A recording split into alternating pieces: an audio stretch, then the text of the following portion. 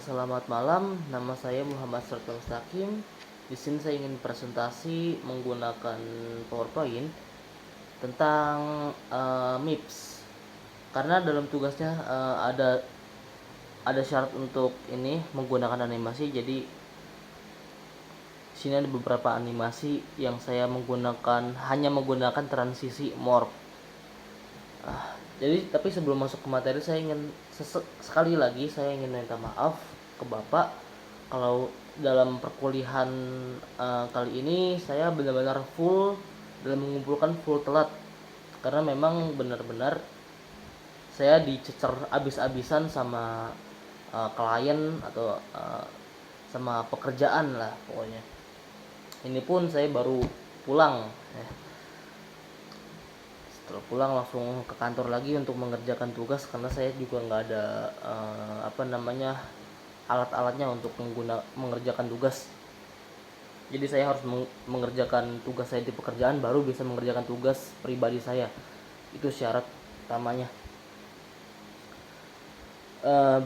Saya ingin ini masuk ke materi tentang pengenalan MIPS. Nama saya Muhammad Sertul Mustaqim. Kita masuk ke materi. Oke, yang pertama, apa itu MIPS? MIPS adalah singkatan dari microprocessor without interlocked pipeline stage yang merupakan salah satu arsitektur prosesor yang populer. Oke, ini ada sejarah singkat MIPS. MIPS awalnya dikembangkan oleh John L. Hennessy dan timnya di Stanford University pada tahun 1981. Arsitektur ini terkenal karena keefisienan dan kecepatannya dalam mengeksekusi instruksi. Versi dasar dari MIPS adalah versi R2000 yang merupakan MIPS yang pertama kali dirilis dibagi menjadi dua jenis, yaitu MIPS 1 siklus dan MIPS 2 siklus.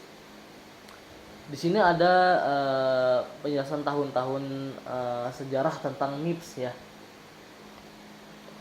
Kita lanjut.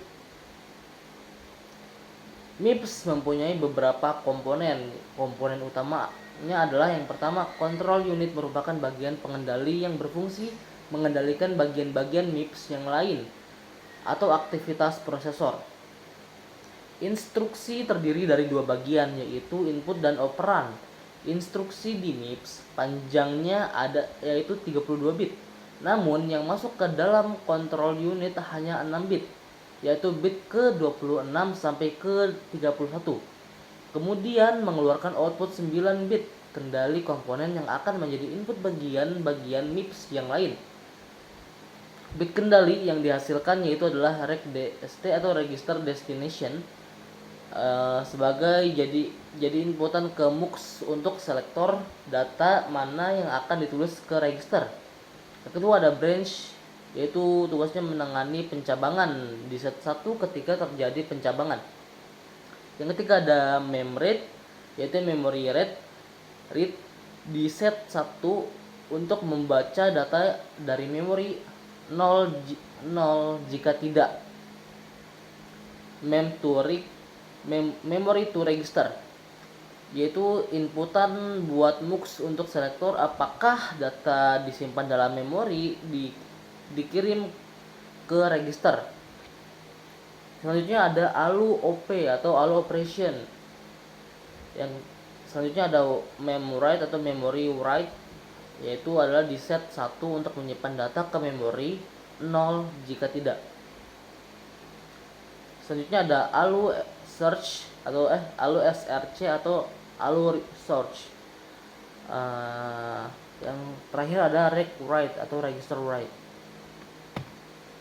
Kita lanjut ke komponen pendukung. Tadi ada komponen utama, sekarang ada komponen pendukung.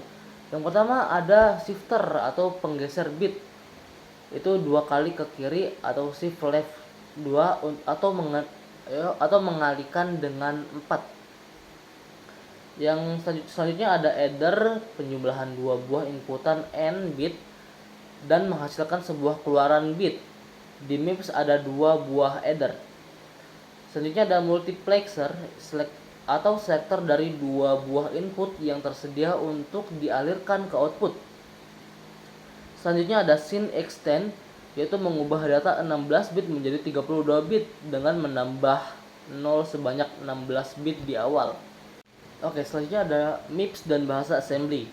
Berdasarkan perancangan perangkat instruksinya, ada dua jenis arsitektur prosesor yang menonjol saat ini, yaitu arsitektur RISC atau Reduced Instruction Set Computer dan CISC, Complex Instruction Set Computer. Prosesor RISC memiliki instruksi-instruksi yang lebih sederhana dan lebih cepat untuk dieksekusi dibandingkan prosesor CISC. Ya, fun. Thank you. Oke, selanjutnya ada ciri khusus prosesor RISC. Yang pertama ada prosesor RISC mengeksekusi instruksi pada setiap satu siklus detak. Selanjutnya ada instruksi prosesor RISC memiliki format tetap sehingga rangkaian pengontrol instruksi menjadi lebih sederhana. Selanjutnya ada instruksi yang berhubungan dengan memori, hanya instruksi isi load dan instruksi simpan atau store. Instruksi lain dilakukan dalam register internal prosesor. Selanjutnya ada prosesor RISC memerlukan waktu kompilasi yang lebih lama daripada prosesor CISC.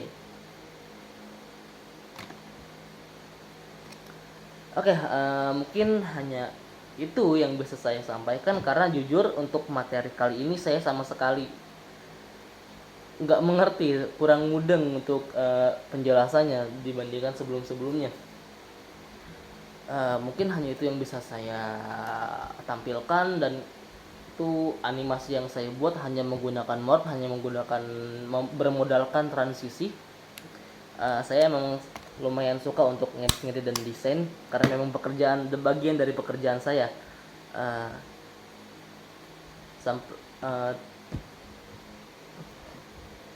Selamat malam dan selamat beraktivitas.